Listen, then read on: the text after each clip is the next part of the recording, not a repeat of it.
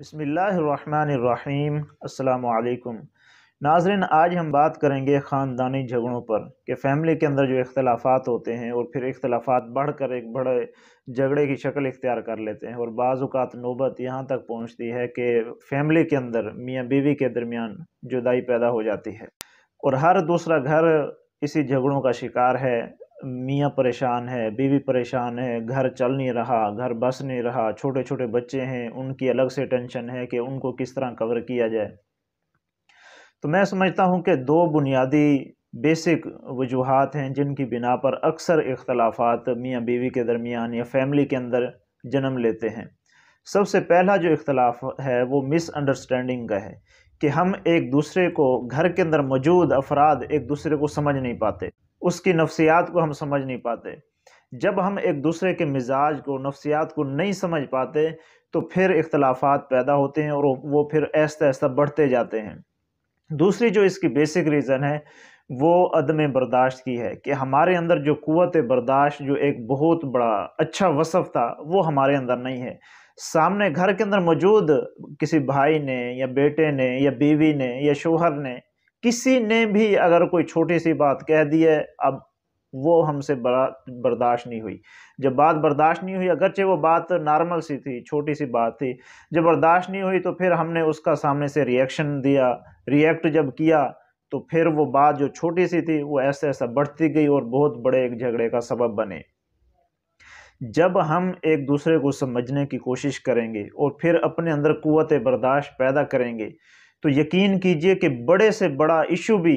تھوڑی ہی دیر کے اندر ختم ہو سکتا ہے۔ اور اگر ہمارے اندر یہ اوصاف نہیں ہیں، ہم ایک دوسرے کو برداشت نہیں کرتے، ایک دوسرے کو سمجھنے کی کوشش نہیں کرتے، تو پھر چھوٹا سا ایشو بھی ایک بڑا ایشو بن جاتا ہے اور نتیجہ یہ نکلتا ہے کہ میاں بیوی کے درمیان جدائی ہو جاتی ہے۔ اللہ کے نبی صلی اللہ علیہ وسلم کی حدیث ہے کہ لوگوں، تم میں سے سب سے بہترین شخص وہ ہے جو اپنے اہل و عیال کے ساتھ اچھا ہے، یعنی اپنے اہل و عیال کے ساتھ وہ سیٹسفائی ہے، اس کی اولاد اس کے ساتھ مطمئن ہے، اس کی بیوی اس کے ساتھ مطمئن ہے، اپنی اولاد کو وہ خوش رکھتا ہے، اس کے گھر کے اندر خوشی ہے، اپنی فیملی کے ساتھ وہ ہنسی خوشی زندگی بسر کر رہا ہے، سب سے بہترین شخص یہ ہے۔ اور پھر اللہ کے نبی فرماتے ہیں صلی اللہ علیہ وسلم کہ میں تم میں سب سے زیادہ اچھا اپنے گھر اور اپنے اہل و عیال والوں کے ساتھ ہوں۔ یعنی کہ انسان جتنا اپنی فیملی کے کلوز ہوتا ہے، اس کے ساتھ گھل مل کر رہتا ہے، پیار محبت سے رہتا ہے، گھر میں ایک سکون سا رہتا ہے، تو وہ بندہ سب سے بہترین ہے۔ دیکھیں یہ جو چیزیں ہیں، یعنی پیار محبت سے رہنا، فیملی کے ساتھ ایک دوسرے کے دکھ درد میں شریک ہونا اور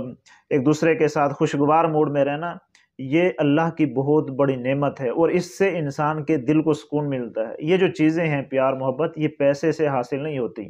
یہ ایک دوسرے کا لحاظ، ایک دوسرے کا احترام، ایک دوسرے سے پیار محبت، ایک دوسرے کی عزت کا خیال، پھر آپس میں نرم گفتگو، اخلاق و آداب، ایک دوسرے کے ادب و احترام،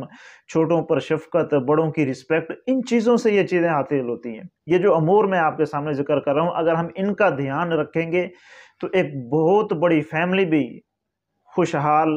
چار دیواری کے اندر رہ سکتی ہے۔ اور اگر ہم ان چیزوں کا خیال نہیں رکھیں گے تو گھر کے اندر اگرچہ میاں بیوی کیوں نہ ہو، وہ گھر انسان کے لیے عذاب بن جاتا ہے۔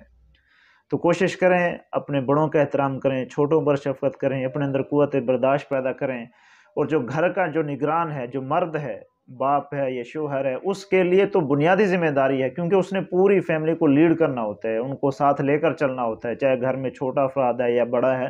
اس نے سب کو ساتھ لے کر چلنا ہوتا ہے۔ اس کے لیے اپنے اندر یہ خوبیاں اور انصاف کا پیدا کرنا بہت زیادہ ضروری ہے۔ اللہ تعالی ہم سب کا حامی و ناصر ہو۔ والسلام۔